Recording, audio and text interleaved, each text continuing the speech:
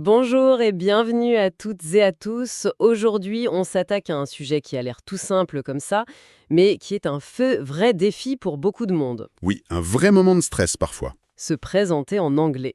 On a déniché un guide pratique assez génial qui décortique ça et on va plonger dedans ensemble. Exactement. Et l'enjeu, il est énorme. Que ce soit pour un entretien, un voyage ou un simple coup de fil, la première impression, c'est la clé. C'est ça. Et ce guide, il est super bien fait pour montrer comment éviter les pièges classiques, surtout pour nous, les francophones. L'idée, c'est de créer une vraie connexion, pas juste de réciter une fiche. Alors, commençons par le b.a.-ba, vraiment les fondations, les salutations. Hello, hi, le grand classique, et ce H. Mais pour une oreille anglophone, ce H aspiré, ça change tout en fait. C'est une question de clarté. C'est vrai. C'est un de ces petits détails qui font la différence. Et il y a un autre piège immense, l'âge. Le piège absolu. En français, on a un âge. C'est une possession. En anglais, on est un âge. I'm 46. Jamais I have. C'est ça. Et c'est plus qu'une simple règle de grammaire. C'est, comment dire, une autre façon de voir les choses, un état d'être. Une autre perspective. Et c'est la même logique pour la naissance. C'est une structure très rigide. I was born in 1986. Toujours au passé avec le verbe to be. C'est un événement qui est terminé. C'est factuel. Par contre, si on veut être plus vague, Oui, bonne question. Si on n'a pas envie de donner sa date de naissance exacte, eh bien, on ne change pas la structure, on l'évite. On va dire par exemple I grew up in the 80s. On contourne. C'est aussi une stratégie de communication. d'accord, je vois. On a donc nos briques de base. Maintenant, passons au contexte. Le monde professionnel, par exemple. Oui. Là, la fameuse question What do you do arrive très très vite en général. Ah oui, celle-là, il faut être prêt.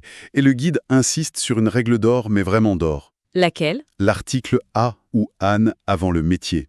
On ne dit pas I'm engineer, c'est une erreur très française. On dit I'm an engineer. C'est ce petit mot qui change tout. Ça change tout. Ça montre une certaine maîtrise. Ça évite à la personne en face de corriger mentalement ce que tu viens de dire. Et au-delà de ça, Oui, ok. il y a une vraie différence culturelle. La tendance française, c'est la modestie. En anglais, surtout aux États-Unis, il faut être plus précis, plus vendeur. C'est-à-dire? Pas juste I work in finance. C'est trop vague. Plutôt I'm a financial analyst specializing in renewable energy. Il faut donner du concret. C'est une posture complètement différente en fait. Et pour créer un lien plus personnel, on passe aux passions, aux hobbies. Le guide donne les classiques I like ou I love, mais il y a une astuce, non? Oui, il y a le verbe enjoy, qui est très très courant. Et c'est un bon marqueur de fluidité.